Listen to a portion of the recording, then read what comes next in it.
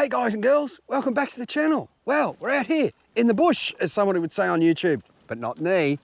Well, the other week, if you remember, I did that shower base thing with my mate Pete's shower base from Drifta, and I thought, I'm going to get one. I actually went out and bought one. Now, it's in black, his was in green. Lucky me, I got black. So it comes in this little case. The case is extra, it's not standard.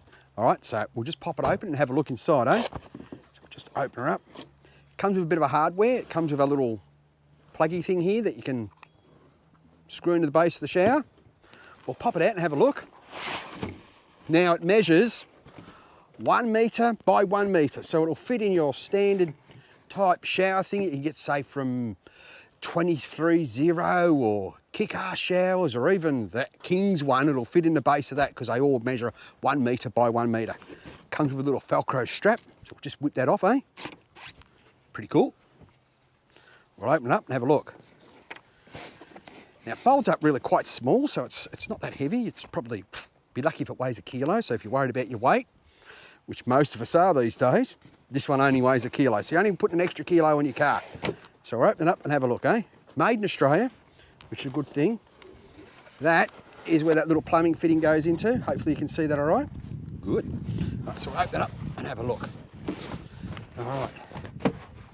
Now, it looks pretty solid to me. It's made of good quality canvas. Don't think it's made of that cheap stuff that you get from, you know, that other place that we call China. So yeah, so that's where that plumbing fitting fits in the other side there. Now it comes with 2 plumbing fittings.